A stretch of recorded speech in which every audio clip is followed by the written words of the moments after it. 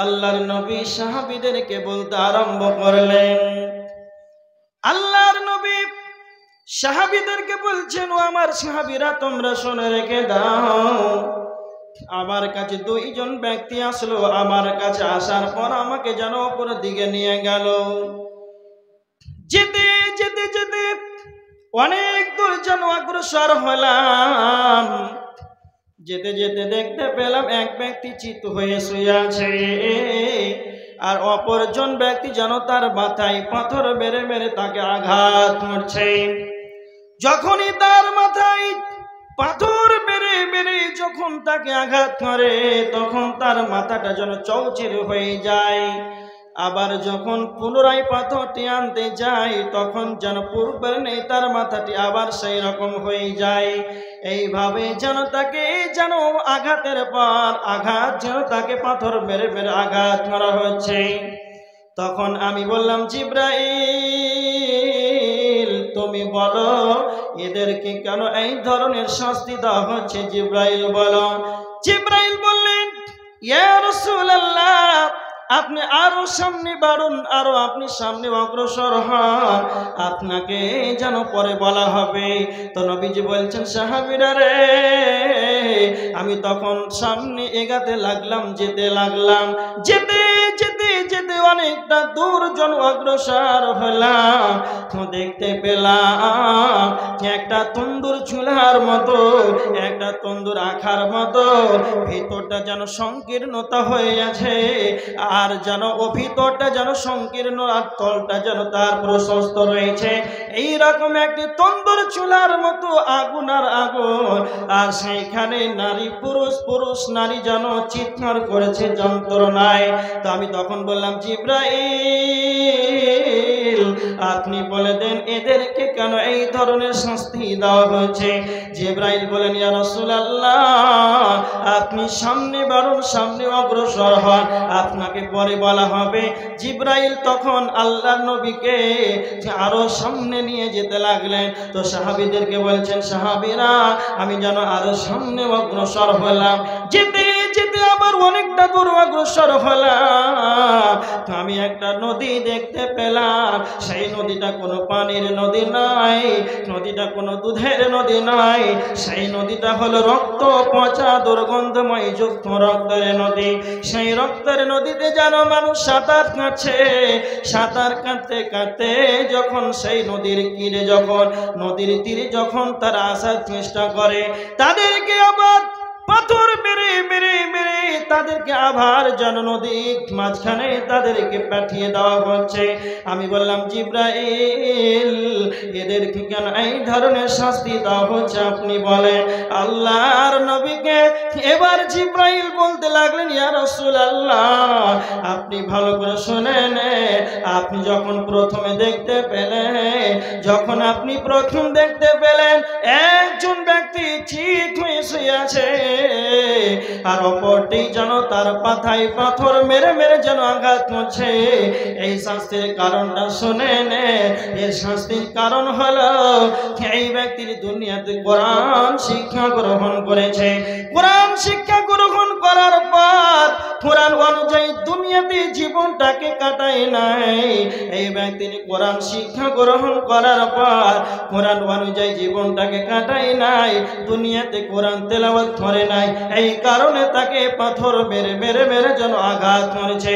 আমার সামনে ডানে বামে যতগুলো উপস্থিত রয়েছে আলেম ওলামা হাফেজ কারি, এদেরকে উদ্দেশ্য করে বলছি এটাই নয়, যারা মা বোনেরা আছেন আমার সামনে, যারা পুরুষরা রয়েছেন, সাধারণ মানুষ যারা কোরআন শিক্ষা গ্রহণ করেছেন, যারা কোরআন শিখেছেন, কোরআন পড়তে জানে, এটাকে আপনাকে প্রতিদিন আপনাকে একটা সময় বের করতে হবে। সময় অনুযায়ী যেন আপনাকে প্রতিদিন যেন কোরআনটা তেলাওয়াত করতে হবে। যারা আলেম আছেন, যারা হাফিজ আছেন, যারা মা বোনেরা যারা কোরআন তেলাওয়াত করতে জানেন, যদি কালে কোরআন যদি শিক্ষা গ্রহণ করার পর যদি কোরআন যদি না পড়েন, আজকে আমাদের সমাজের সবচাইতে বড় বড় ভাইরাস হলো কোরআন শিক্ষা করেছে আর রমজান মাসে কোরআন পড়বে, রাত জাগবে, রমজান মাসে কোরআন শিক্ষা করবে আর বাকি 11 মাস কোরআনটাকে আলমারিতে শোকেসে সাজিয়ে দেবে। আবার রমজান মাস আসবেই তো কোরআনটাকে খুলবে আর কোরআনের ওপরে 1 আঙ্গুল পরিমাণ ধুলো পড়ে থাকবে। যাদের বাড়িতে কোরআন আছে, যাদের বাড়িতে কোরআন আলমারিতে শোকেসে সুসজ্জিত করে রাখা আছে, কোরআনের ওপরে বালি পড়ে আছে, নোংরা জিনিস পড়ে আছে, কেন না কেন কোরআন রমজান মাসে পড়েছে, রমজান মাসে পড়েছে আর কোরআনটাকে খুলে দেখা হয়নি, বাকি 10 মাস পার হয়ে গেল। এটাই আল্লাহর নবী বলছে, যারাই কোরআন শিক্ষা করবে আর কোরআনটাকে শিক্ষার পরে যেন সে কোরআনটাকে তেলাওয়াত করবে না আর কোরআন অনুযায়ী জীবন বিধানটাকে কাটাবে না, তাদেরকে এই ধরনের শাস্তি দেওয়া হবে। খুব সাবধান, যারাই কোরআন শিক্ষা করবেন, যারা কোরআন শিক্ষা করবেন আর করেছেন জানেন, তাদেরকে যদি কোরআন এইভাবে দুনিয়াতে তেলাওয়াত না করেন তাহলে আপনাদের এই অবস্থা। এবার দেখেন দ্বিতীয় নাম্বার, নবীজিকে জিবরাইল বলছেন, ইয়া রাসূলুল্লাহ, আপনি যেটা দেখতে পেলেন তন্দুর চুলার মতো ভেতরটা যেন প্রশস্ত, ওপরটা যেন সংকীর্ণতা হয়ে আছে, সেখানে ও পুরুষ আর নারী যেন চিৎকার করেছে। কারণটা কি? কারণটা কি? নবীজিকে জিবরাইল বলছেন, এরা হলো সেই দুনিয়ার জেনা কারণেওয়ালা, দুনিয়াতে ব্যভিচার করেছে। পুরুষ এবং মহিলা যারাই দুনিয়াতে জেনা করেছে, অবাধ মিলামিশা করেছে, তাদেরকে এই ধরনের শাস্তি দেওয়া হচ্ছে। তার মানে এবার দেখেন জেনা কাকে বলা হয়। এখন এত সুন্দর জালসার মাহফিলের আয়োজন করা হয়েছে আর এখন দেখেন যেখানে বাজার বসা আছে ওখানে লোকের সংখ্যা বেশি আছে, যুবতী আর যুবকেরা একে অপরে ধাক্কা মেরে চলছে, একে অপরে নিজেকে পুরুষ মনে করে, বাহাদুর মনে করে, নিজেকে মানুষ মনে করে না। একটা কথা ভালো করে রেখে দেন, তার মানে একটা মহিলাকে উলঙ্গ করে তার সঙ্গে মিলামেশা করা, এটাই যে জেনা। এটাই আমরা মনে করি এটা তো জেনা। তো জেনার কতটা ভাগ আছে?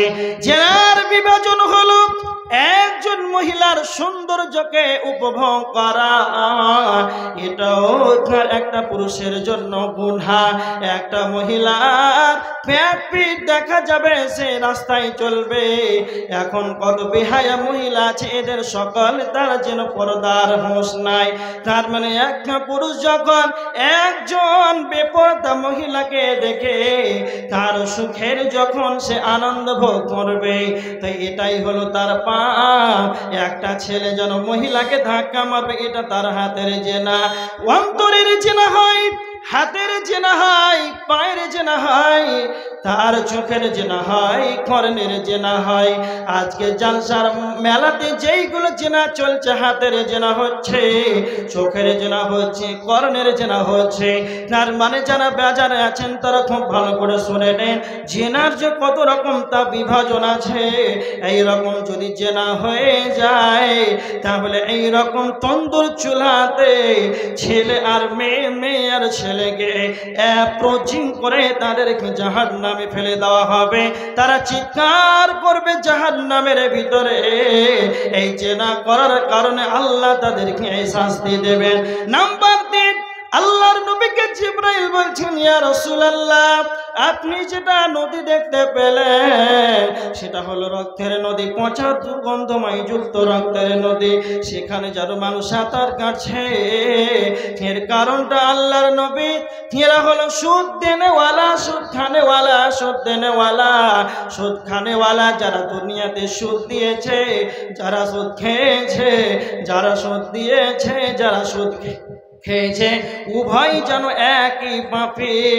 যারা সুদ দিবে আর যারা সুদ খাবে উভয় একই পাপী। এদেরকে এই রক্ত পচা দুর্গন্ধময় যুক্ত রক্তের নদীতে তাদেরকে ফেলে দেওয়া হবে। এবার দেখেন বোতল দেন। জাহান নামে যাবে কে? কথা বলেন তো, বলেন।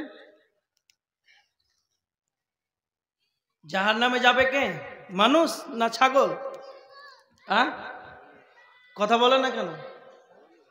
তো সুদ কে খায়, ছাগলে না মানুষে? তা আল্লাহ সুবহানাহু ওয়া তাআলা তো বলেছেন যে মানুষই জাহান্নামে যাবে। তো কিছু কিছু মানুষের রাগ যে আমাদেরকে জাহান্নামে দিবে আর কিছু পেল না। সুদটা কে খায়? মানুষই তো খায়। তো যাবে কে? মানুষই যাবে। এই জন্য মানুষকে জাহান্নামে ফেলা হবে। এটা আল্লাহর একটা আদেশ, নিষেধ কোরআনে, যে সুদ খাবে না, আল্লাহর আদেশ, এটা মানতে হবে। যদি সে না মানে